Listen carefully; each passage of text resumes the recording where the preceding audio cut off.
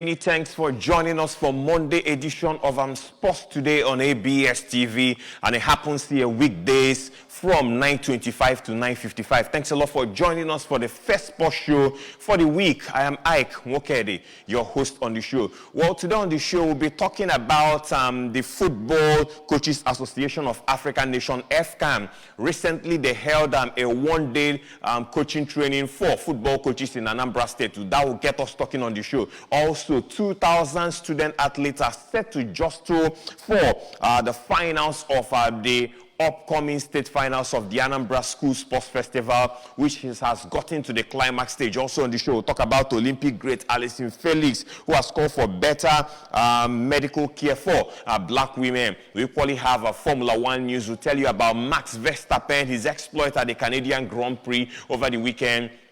And then the transfer news is buzzing in football in Europe in anticipation of the season, which starts in the month of August. We'll talk about that on the sports show, Sports Today on ABS TV. Now, let's start with our first story on the show. Our first story on the show is about the Anambra State Sports Development Commission under the leadership of Patrick Estate Onyedum, who is trying to change the narrative for sports in the state. Well, let's tell you that no fewer than 2,000 students across the 21 local government areas of the state are set to compete in the state finals of the Anambra School Sports Festival, scheduled to hold, between June 21, that's Wednesday, to Saturday, June 24. The finalists who emerged after scaling through the community, local government, and zonal elimination stages will take part in the finals of the 10 competitive events that will be staged in 6 venues in Oka. Record that the festival attacked the First Solution Sports and School Sports Festival started on May 17th with community preliminaries. And Patrick Estate Onyedum, Chairman Anambra State Sports Development Commission, said this after a meeting of the main organizing committee and the local organizing sports officers held on Thursday last week. Onyedum, who commended all the field men for the commitment to the excellence, described the level of competition among the students as high and expository. He said that preparations were on top gear for a thrilling finals and a closing ceremony, and called on school parents and sports lovers to grace the various venues and entertain themselves with the best of our grassroots sports. And according to him, we started with 17,000 students, athletes from 610 schools out of 650 that registered about a month ago. But I am glad to inform you that after the various levels of elimination, we have about 2,000 state finalists in the festival, Patrick Onyedum stated. Onyedum stated that local and football scouts were in the state identifying talents, while assuring that exceptional talents will be sieved out, and then of course will be nurtured and mentored, and they are expected to represent Anambra State at the upcoming National Youth Games coming up in the month of September. And in furtherance, the National Sports Festival expected to be hosted by Ogun State. That's next year. According to the schedule released by the MOC, venues of the various events of football, which will happen at the Government Technical College and a Paul University football pitch, will have swimming, which will happen at the Marble Arch Hotel. We'll equally have tennis, chess, Scrabble, and that will happen at the City Sports Club or in Oka. Others are volleyball, basketball, taekwondo, and cricket will be at the Alex Hueme Square, while the Oka Township Stadium, Oka City Stadium, will host the athletics and the final football match. And the grand finale of the festival is on June 24th and will kick off with the Olympic Day Run celebration,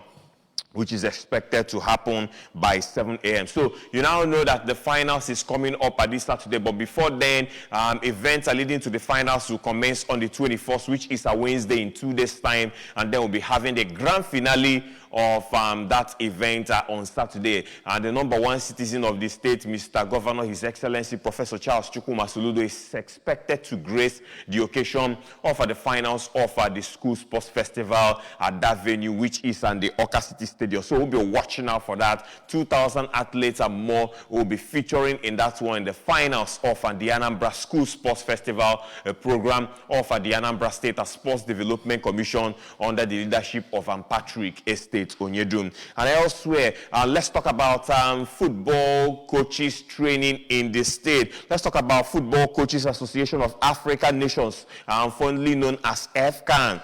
Then this group on Saturday held a coaching course for Anambra coaches in the state, and it happened at the Fides Plex out there in Okpono, where about it was a one-day training where coaches are taking on the latest trend in coaching profession, after which they were awarded FCAN certificate courses, which is acceptable and approved nationwide. A total of 17 coaches, 3 female and 14 male, were part of the fruitful and engaging exercise and training, according to Kenneth Utomi, FCAN Anambra State Coordinator and New Southeast Coordinator of FCAN. It is the first of its kind in Anambra State and would also touch other states in the South and East Zone. The resource persons who delivered the lectures were the lead instructor of FCAN, Coach Akim Busari, and Coach Fatai Akande, the national coordinator of FCAN.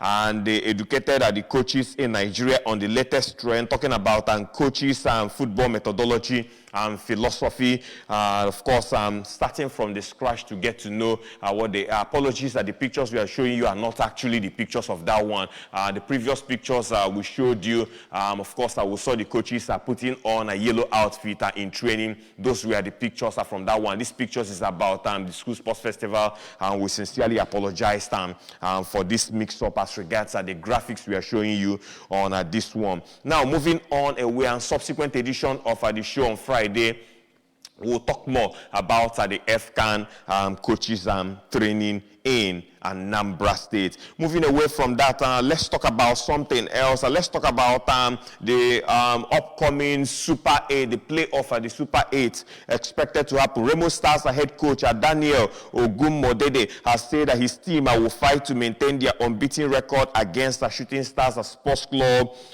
in their upcoming clash at the Niger Super 8 zonal playoffs, and the match will be one of the 6 Niger Super 8 qualifying games, which will be held at the Eket Township Stadium from the 23rd to the 25th of June. The two teams will draw for the tickets to represent the Southwest Zone at the Niger Super 8 finals, expected to happen in Lagos from the 7th to the 16th of July. And Shooting Stars and Remo Stars have met 6 times in the top division, with Remo Stars winning 2 games and 4 drawn games. And the statistics put Remo Stars as the favorite against a historic side, Shooting Stars. Both teams have connections beyond on-field clashes. Shooting Stars coach Abwenga Ogumbote masterminded the Remo Stars' first qualification for the continental competition, CAF Confederations Cup in 2022. That was last year, and the Sky Blue Stars ended the just concluded league season with a CAF Champions League ticket, the club's biggest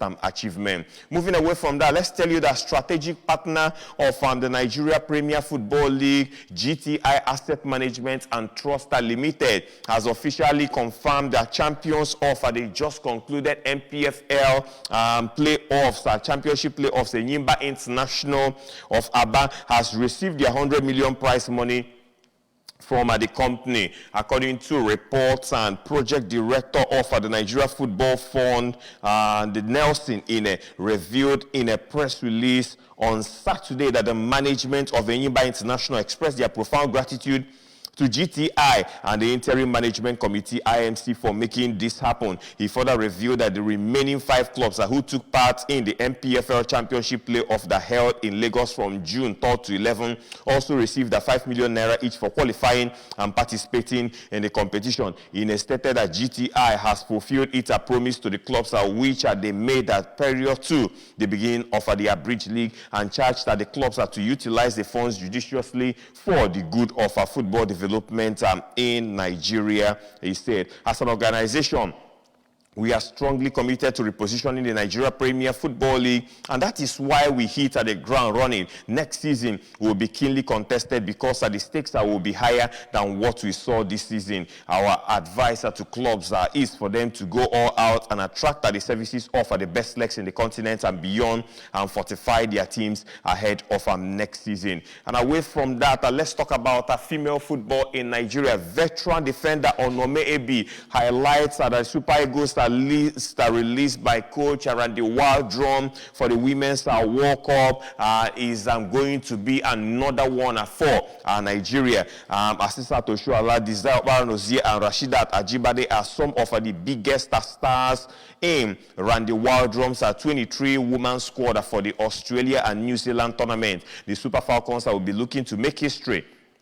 in Australia and New Zealand, and Coach Waldrum has named the strongest squad for the tournament. According to reporter Paranozie, will be part of the team after her short exile that saw her miss out of the last Women's African Cup of Nations. The 29-year-old forwarder will be making her fourth World Cup appearance for the Super Falcons. Chiamaka Nnadozie, Ashley Plumtree, Rofiat Imuran, Yetunde Balogun, Gift Monday, Christy Uchibe, and Tony Payne are some of the debutants in the squad. For the full squad, for goalkeepers who have Chiamaka Nnadozie, Tochukwu Oluehi, and Yewande Balogun. Defenders who have Onome Ebi, Osinachi Ohale, Michelle Alozie, Tosin Demehin. Who have Ashley Plumtree, Rofiat Imuran, and Glory Obonna. Midfielders are Christy Uchibe, Tony Payne, Deborah. We'll have Deborah Abiodun, Francisco Odega, I should say, Jennifer Echegini, and Halimata Ayinde. And for forwards, we'll have Asisa Toshuala, Desire Paranozia, Rashidat Ajibade, Ifoma Onomuno, Ijoma Okoronkwo, Uche Kano, and Gift Monday. The Super Falcons will begin their World Cup journey with a game against Canada, which is expected to happen on the 21st of July. So we'll be watching out for that. The female World Cup is already on hand, and we hope that the Super Falcons will prepare so well for this one and maybe go as far as getting to the semi-finals in this one. We wish them all the very best in their preparations in anticipation of the biggest global football showpiece for the ladies in the world. That's talking about the Women's World Cup, and Australia and New Zealand are the co-host for this year's event. Elsewhere, let's talk about players of African descent. Chelsea have continued their squad overall, and the Blues have reportedly agreed a deal with Senegalese wonder kid Nicolas Jackson, with the striker keen on making the move to London. And Jackson is deemed to be one of Africa's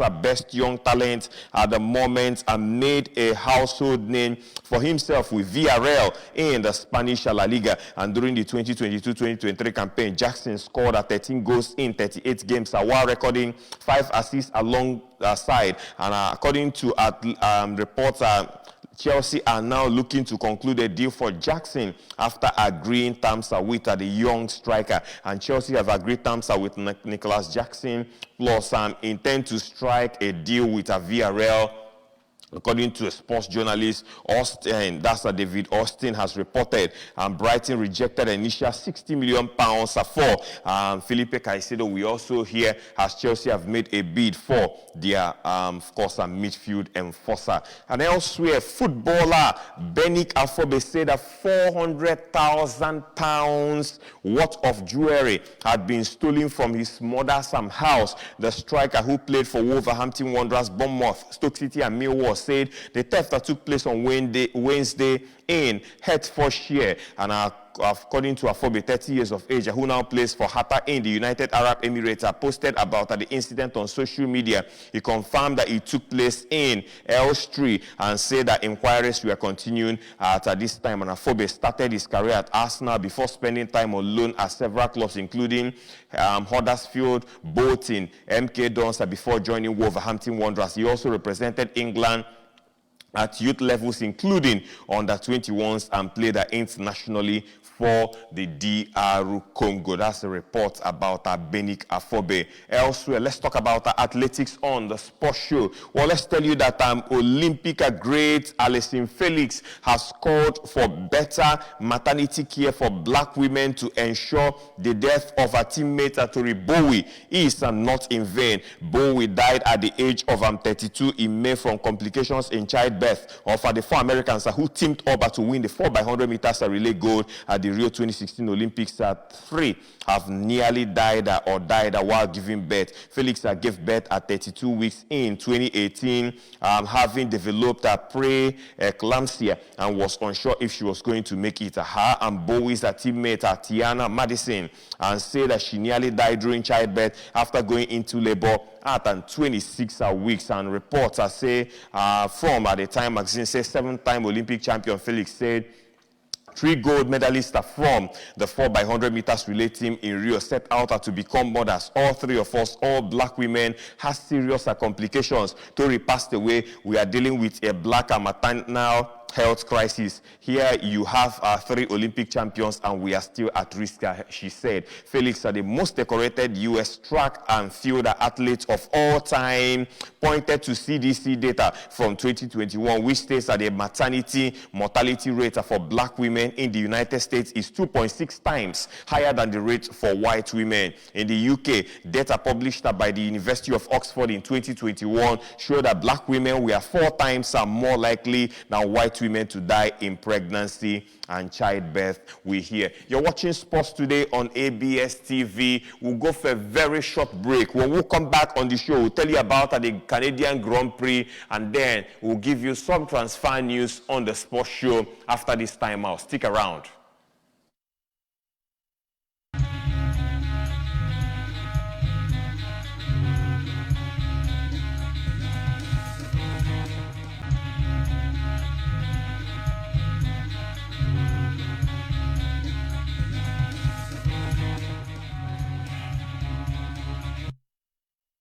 Welcome back to the show. It is Sports Today on ABS TV, the first one for the week, and a brand new week it is. And we are talking about sports, taking you around the world of sports in style. We told you that the Anambra State, the School Sports Festival is about coming to a crescendo. It will start on Wednesday and climax on Saturday, the finals at the Oka City Stadium. We equally told you about FCAN coaching training in Anambra State, where 17 coaches took part in a one-day training, after which they were awarded the FCAN certification, of which they can now use that as a professional coaching basis. We told you how that went down at the Fides Complex in Opuno, and Kenneth Utomi, who happens to be the coordinator for the Southeast and Anambra State, said it is the first of its kind in Anambra State, and will go about to touch other states in the Federation. Also on the sports show, we equally told you about the Super Falcons and their preparations for the World Cup. We told you how GTI Asset Management has doled out the sum of 100 million naira to Nyimba International for emerging champions of the 2022-2023 football season. Now let's move on the sports show. Let's tell you that Kati Bota won her first WTA title with a dominant victory in Nottingham over Jody Barage in the first time all British at all level final, and that's in 46 years at the British women's #1 ranking was also on the line as Bota outplayed her good friend 6-3 in her match earlier, and Dimure won the men's event and find a form on grass before next month's Wimbledon. And Bota and Barage, we are contesting the first all-British WTA final since Sue Baker beat Virginia Wade in San Francisco, and that was on the 28th of February in 1977. Both players were also appearing in the first WTA finals after excellent performances in Nottingham this past weekend, but it was Bota who took control from the start off, and that's 1-2 finish. finish. And now moving on to Formula One, it's all about Canadian Grand Prix at the weekend. Red Bulls and Max Verstappen equaled R18 Senna's career total of 41 victories with a dominant win in the Canadian Grand Prix, and that was on Sunday. The Dutchman's sixth triumph in 8 races this season gave him a 69 points lead in the championship and was the 100th victory for the Red Bull team. Aston Martin's Fernando Alonso passed Lewis Hamilton's Mercedes on track to win a battle for second place, and Ferrari's Charles Leclerc recovered from qualifying 11th to take fourth. Verstappen's winning margin of 9.5 seconds was the smallest Red Bull has had over another team so far this season, giving encouragement to the chasing pack. But it was clear that the 25-year-old Verstappen had not needed to extend himself and could almost certainly have won by a far larger margin. And his achievement is in matching Senna's career achievement when 9 years younger than the legendary Brazilian was when he was killed in a crash at the 1994 San Marino Grand Prix.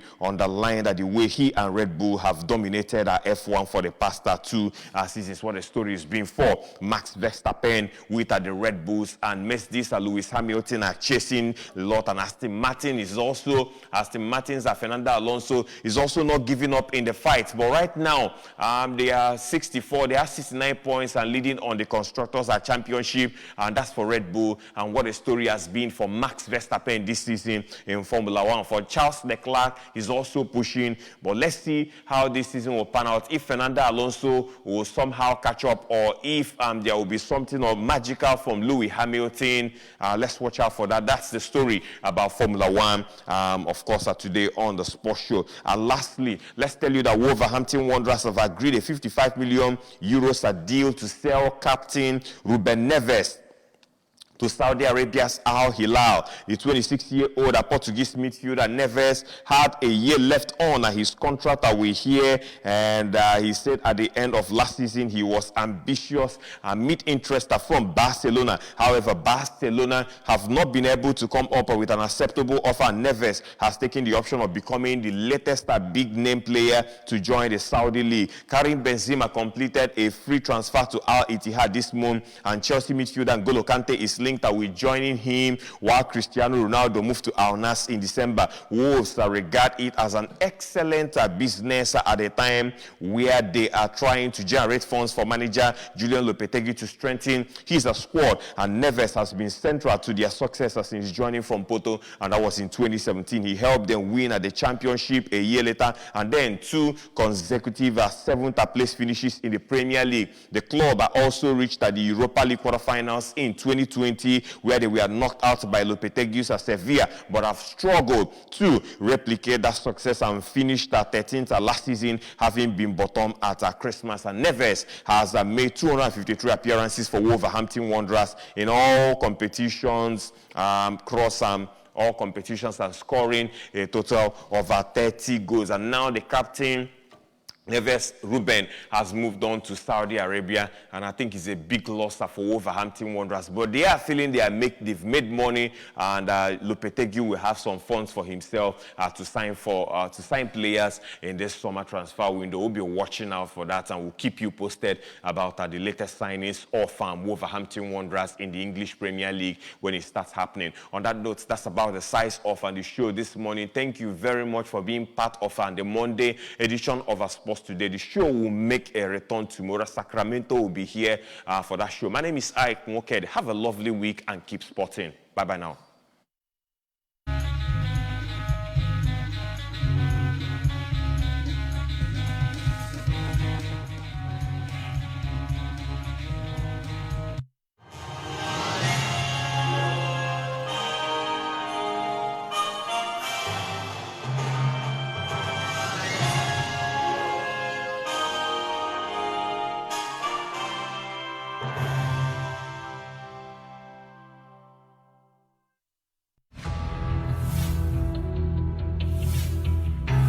Assumption of office, Mr. Governor Professor Charles Chukwuma Soludo declared a state of emergency on roads in Anambra State. He has since turned the entire state into a construction site. Within 10 months in office, over 270 kilometers of road have been flagged off and contractors paid 30 to 50% upfront. More roads are also being constructed and they will be done with tax money. Please join hands with Mr. Governor to give us more smooth, slicky roads in Anambra State. Remember, better soup na money killer. Nnukwu ano kpata nnukwu nkwu, obele ano akpata obele nkwu. Please pay your tax as at when due. Maka Odimma, Anambra State. This message is from Anambra Broadcasting Service, ABS.